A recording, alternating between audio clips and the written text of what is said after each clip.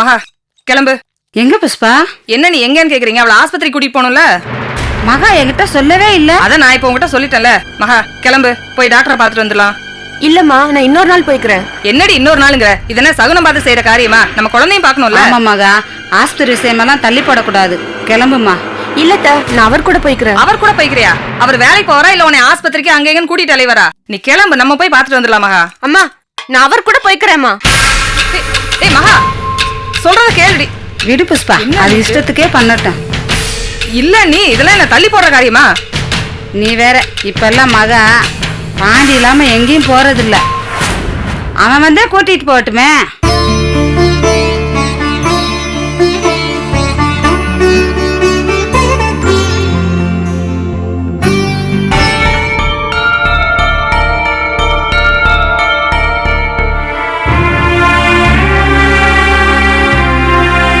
முதல்ல நீங்க தான் எங்களை மன்னிக்கணும். என்னங்க ஐயா பெரிய பெரிய வார்த்தையெல்லாம் பேசுறீங்க? இல்ல, கேள்விப்பட்டேன்.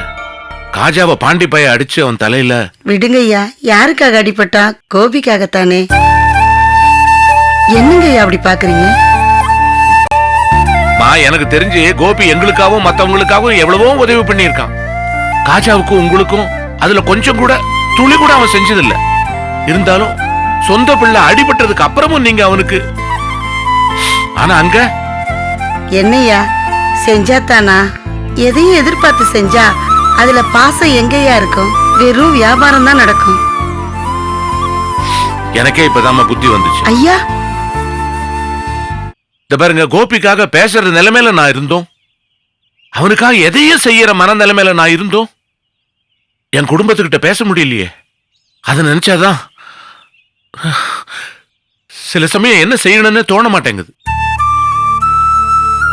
ஆமா, ஏதோ முக்கியமான விஷயம் பேசணும்னு சொல்லி வர சொன்னீங்களே, என்ன விஷயமா? ஆமாங்க ஐயா, கோபி மலரை பத்தி தான் உங்ககிட்ட கொஞ்சம் பேசணும். ஐயா, நீங்க பெரிய மனுஷன், உங்களுக்கு தெரியாது எதுவும் இல்ல. இப்படியே எல்லாரும் சொல்லி சொல்லித்தான் எதையுமே என்கிட்ட சொல்லாமே அவங்களா முடிவு எடுத்துறாங்க. என்னங்க ஐயா பண்றது? முடிவு எடுக்கிற உரிமை நமக்கு எப்போ இல்லையோ அப்பவே நாம ஒதுங்கிடணும் தான் சுத்தி இருக்கிறவங்க நினைக்கிறாங்க. ஐயா, பொதுவா காதலிக்கிறவங்க வீட்டை எதிர்த்து பண்ணணும்னு நினைச்சு யாரு எக்கேடு கெட்டு போனா எனக்கு என்னன்னு தான் பண்ணுவாங்க. அவங்களுக்கு யார பத்தியும் எந்த கவலையும் இருக்காது. இன்னும் சொன்னா அவங்கள அந்த நிலைமைக்கு ஆளாக்குறதே பெத்தவங்க தான். ஆமாங்க ஐயா, பெத்த நமக்கு தெரியாதாங்கிற அகபாவத்திலேயே பிள்ளைங்க மனசுக்கு என்ன பிடிக்குங்கிறது தெரியாமையே விட்டுடுறோம். மத்த பிள்ளைங்க மாதிரி கோபி மலர் இல்லைங்க ஐயா. ஆமாங்க ஐயா, கோபி மலர் நினைச்சது தாலி கட்டி பொண்டாட்டி புருஷனா வாழணுங்கிறது மட்டும்தான். இன்னும் சொல்ல போனா நீ என் பக்கத்திலே இருந்தா போதுங்கிறது தான். ஐயா, கல்யாணம் முடிஞ்சு இங்க வந்ததும் சடங்கு சம்பிரதாயம்னு வாழ்க்கையை தொடங்கட்டும்னு சில விஷயங்களை நான் தொடங்கி வச்சேன். ஆனா மலரு தெளிவா சொல்லிடுச்சு. எங்க வீடுகள்ல ஒவ்வொருத்தரும் எங்களை பத்தி கவலையா இருக்கும்போது எங்க வாழ்க்கையை எப்படி சந்தோஷமா தொடங்க முடியும்னு சொல்லிருச்சு. எனக்கு தூக்கி வாரி போட்டுருச்சுங்கய்யா. இப்படி நினைக்கிறவங்களையா வீடு தூக்கி எரிஞ்சிருச்சுன்னு. ஐயா, அதுங்க வயசுக்கு யார பத்தி ஒரு நொடியும் நினைக்காம வாழ முடியும். ஆனா கோபியும் மலரும் அப்படி இல்லைங்க ஐயா. தாலி கட்டின அடுத்த வினாடியில இருந்து இந்த நிமிஷம் வரைக்கும் அதுங்க தங்களோட வாழ்க்கைய பத்தி நினைக்குதோ இல்லையோ குடும்பத்தை பத்தி தாயா நினைக்குதுங்க. நம்ம குடும்பம் இப்படி ஆயிருச்சே, போய் பேசுவோமா, கால்ல விழுந்தாவது கேப்போமான்னு மட்டும்தான் யோசிக்குதுங்க. அதே மாதிரிதான் உங்க குடும்பமும் கோபி மலரை பத்தி யோசிக்குது. ஆனா என்ன யோசிக்குது? இவங்களை எப்படி விலக்கி வைக்கலாம், இவங்களை எப்படி ஒழிக்கலாம்னு தானே. ஐயா, நான் உங்களை குத்தம் சொல்லலைங்கயா. என் மேலயும் குத்தம் இருக்குமா? ஐயா, என்ன சொல்றீங்க? ஆமாம்மா, உண்மை என்னன்னு தெரிஞ்சிருந்தோம் அவங்க பக்கம் போய் நிக்காம குடும்பம் அது இதுன்னு சொல்லி அவனை பார்க்காம ஒரு தண்டனை கொடுத்திருக்கேனே. இதை விட கோபிக்கு பெருசா என்ன தண்டனை கொடுத்துட முடியும்? அப்பாவும் புள்ளையும் ஒரே மாதிரி தான் யோசிக்கிறீங்க. கோபி என்னன்னா, அப்பா ஏன் என்ன பார்க்காம இருக்காருன்னு தெரியுங்குது. பாவம், அவர் என்ன செய்வாரு, சித்தப்பாக்காக தான் அப்படி இருக்காருன்னு சொல்லுது. நீங்க இப்படி சொல்றீங்க. ஐயா, நடந்ததை பேசி ஒரு பிரயோஜனமும் இல்ல. இனி நடக்க போறத பத்தி பேசத்தான் கூப்பிட்டேன். சொல்லுங்கம்மா. ஐயா, கோபியும் மலரும் இன்னும் அவங்க தாம்பத்திய வாழ்க்கையை தொடங்கல. ஆமாங்க ஐயா, இத பத்தி நான் மலர்கிட்ட சொன்னப்போ வேண்டாமா மாமா ஆஸ்பத்திரியில இருக்காருன்னு சொல்லிருச்சு. கோபி தம்பிக்கிட்டயும் நான் இத பத்தி பேச முடியாது. அதுக்கப்புறம் அவங்க தனி கொடுத்தன போய் அதுங்க வாழ்க்கையை தொடங்கும்னு நினைச்சா அசம்பாவிதமா கோபி அசோக அடிச்சு போலீஸ் கேஸுன்னு ஏதேதோ ஆயிப்போச்சு. போங்க, போய் கோபி கிட்ட எடுத்து சொல்லுங்க. வாழ வேண்டிய காலத்துல வருத்தப்பட்டு ஒன்னும் ஆக போறது இல்ல. சண்டையோ சத்தமோ அதுங்களுக்குன்னு ஒரு குடும்பம் ஆயிப்போச்சு. அதத்தானே அதுங்க பாக்கணும். எல்லாத்துக்கும் மேல இது நீங்க சொன்னா கோபிக்கு அது கடவுள் சொன்ன மாதிரி. போய் பேசுங்க, அதுங்க சந்தோஷமா வாழட்டும். ஐயா, இன்னொரு விஷயம், நேரம் கிடைக்கும் போதெல்லாம் உங்க வீட்டுல சொல்லுங்க. என்னைக்கு இருந்தாலும் கோபியும் மலரும் தான் நம்ம குடும்பத்தை தாங்கி சுமப்பாங்கன்னு சொல்லுங்க. மனசுக்குள்ள ஒரு கவலை இருந்துச்சுமா. அப்பா சித்தப்பான்னு 1000 உறவு இருந்தோம், என் பிள்ளை இன்னைக்கு அனாதையா நிக்கிறானே. இல்ல, குணம் தான் குணத்தை அறியும் நான் கேள்விப்பட்டிருக்கேன். அதை இப்ப நான் பாக்குறேன். குடும்பத்தை தாண்டி அவனுக்கு அம்மான்னு ஒரு உறவா நீங்க கிடைச்சிருக்கீங்க.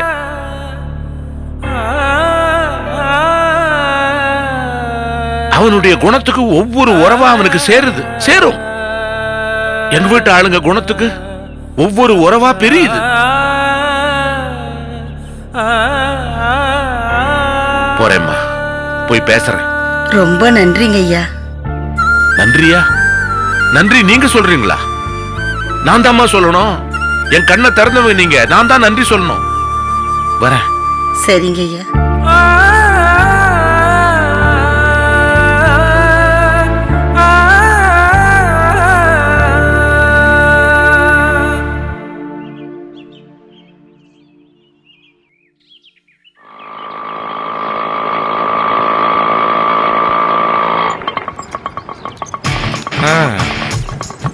இந்தாப்பா சார்.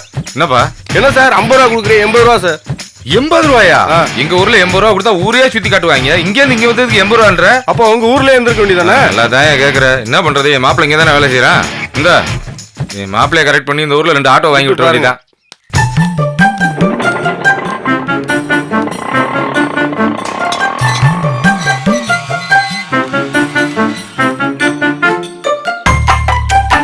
மாப்பிள்ள செல்வரங்க. வணக்கம் மேடம். வாங்க. நல்லா இருக்கீங்களா? நல்லா இருக்கேன். நீங்க நல்லா இருக்கீங்களா? வாங்க உள்ள வாங்க.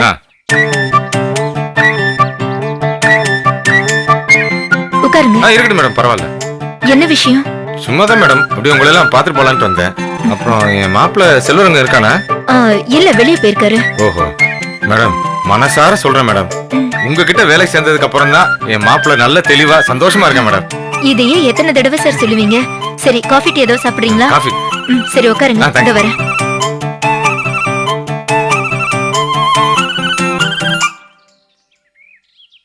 அவர் வந்திருக்காரு. யாருமா? செல்வரங்கத்தோட மாமா. கூடவே அவர் பொண்டாட்டி ஈன்னு இழிச்சுட்டு வந்திருக்குமே பணத்தை வாங்கிட்டு போறதுக்கு. இல்ல, அவங்க வரல, அவர் மட்டும் தான் வந்திருக்காரு. ஓ, அப்ப இவர் அனுப்பி விட்டுருக்காங்களாமா பணத்தை வாங்குறதுக்கு? தெரியல. என்ன காஃபி போடணும். காஃபி தானே, நான் போட்டு கொண்டு வரேன். கட் அண்ட் ரைட்டா இனிமே அவங்க இங்க வர வேண்டாங்கன்னு சொல்லிடு, சரியா? போ. சரிங்க தா.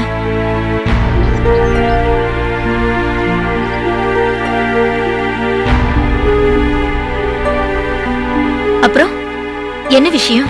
இல்ல மேடம், எங்க சொந்தக்காரங்க ஒருத்தவங்க இருக்காங்க. எங்க வீட்டுல என்ன விசேஷம் வச்சாலும் குடும்பத்தோட வந்து கலந்துப்பாங்க.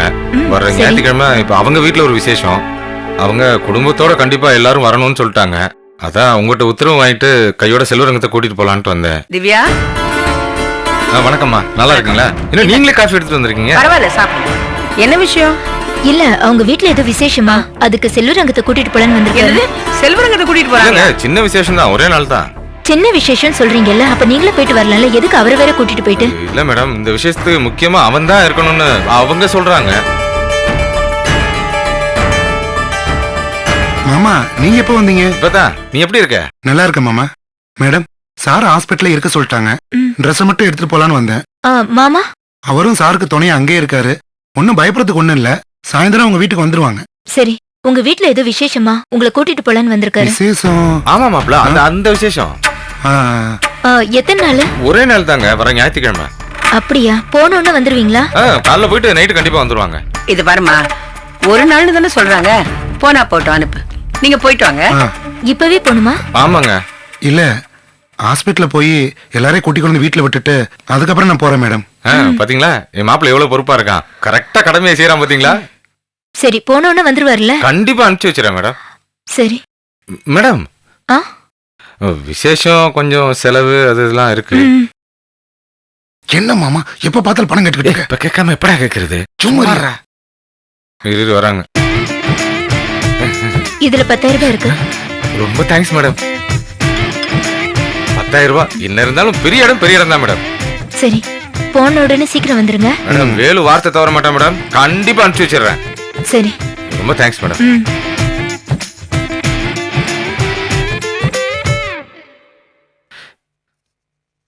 வாடா.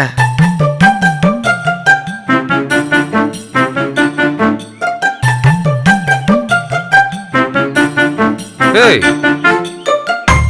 மாப்ள, ஏய் என்னடா ஒரு மாதிரி சோகமாவே இருக்க? அதெல்லாம் ஒண்ணும் இல்ல. பாத்தியா, உன் சூழ்நிலை எனக்கு புரியுது மாப்ள. நல்லா வாழ்ந்தோம், இங்க வந்து இப்படி வீட்டு வேலையெல்லாம் செய்ய வேண்டியிருக்கேன்னு வருத்தப்படாத. கடமையே செய்யறதுக்கு என்னைக்குமே வெக்கப்படக்கூடாது. அப்பதானே வாழ்க்கையில முன்னுக்கு வர முடியும். அதுக்காக சொன்னேன். இந்த பாரு, நீ மனசு ஒடிஞ்சிடக்கூடாதுன்னு தான் நானும் உங்க அக்காவும் மாத்தி உன்னை வந்து பார்த்து ஒரு சப்போர்ட் கொடுக்குறமே தவிர கேவலம் அந்த பணத்துக்காக இல்ல மாப்ள. பின்ன அப்ப பணத்தை கொடுத்துட்டு பாசத்தோட மட்டும் இரு. ஐயோ, உனக்கு உங்க அக்காக்கு இதே பொழப்பாடா? என் கையில காசை பார்த்த உடனே பிடிக்கிறீங்க. ஏன்டா அப்படி அடுத்தவங்க ஆட்டையை போட்டு பொழைக்கிறீங்க? அத நீ சொல்றிய? சரி, உனக்கு கடமை தானே முக்கியம். என்னமோ துணி எடுத்து வைக்கணும்ல. போய் கடமை செய், பொறுப்பாரு. போடா.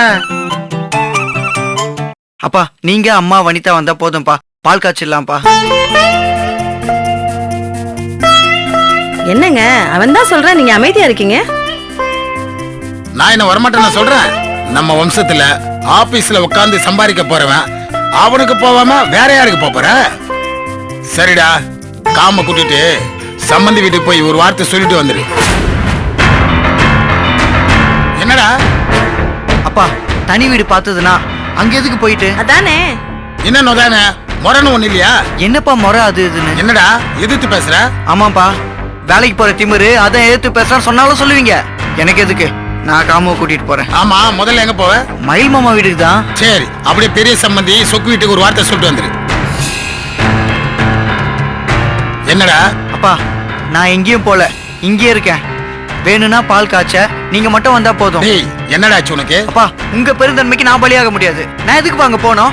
எது பண்ணாலும் அங்க போய் சொல்லிட்டு தான் பண்ணுமா? ஆமா, அந்த குடும்பம் பெரிய மைசூர் மகாராஜா குடும்பம். அங்க சொல்லிட்டு தானே நீ கக்கூசுக்கே போகணும். இங்கதான் நம்ம நாட்டாமே சொல்லிட்டாரு. மறுபேச்சு என்ன இருக்கு? அப்பா, எதுக்கு அம்மா கோவிக்கிறீங்க? நான் கட்டுந்து மயில் மாமாவோட பொண்ணு. நான் எதுக்குப்பா சொக்கு மாமா வீட்டுக்கு போனோம்? என் தங்கச்சி வாழ்க்கையை கெடுத்தவன் வீட்டுக்கு போய் நான் உன் தங்கச்சி நல்லா வச்சிருக்கேன்னு காட்டவா? அப்பா, நான் சொல்றேன், தப்பா எடுத்துக்காதீங்கப்பா. உங்க மேல உள்ள மரியாதை தான் நான் அமைதியா இருக்கேன். வனிதா விஷயத்துல அவன் பண்ண காரியத்துக்கு அவனா? என்னடா இப்படி பேசுற? வேண்டாப்பா, அந்த குடும்பத்தை எனக்கு சுத்தமா பிடிக்கல. சரிடா, நீ சொக்கு வீட்டுக்குலாம் போவேனா, காமு வீட்டுல சொல்லிட்டு போ. வா.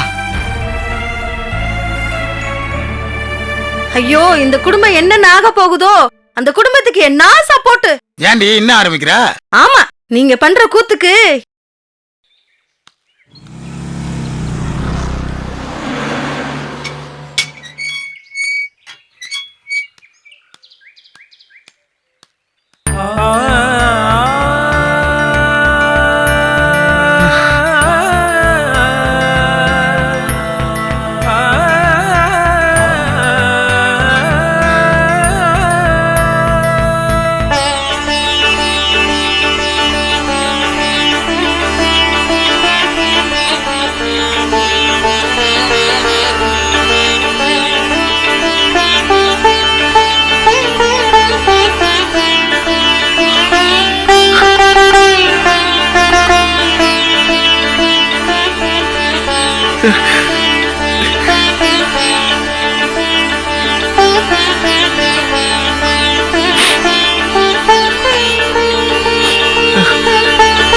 ஏன்பா, போலீஸ் ஸ்டேஷன்ல அடிச்சாங்களே உன்ன?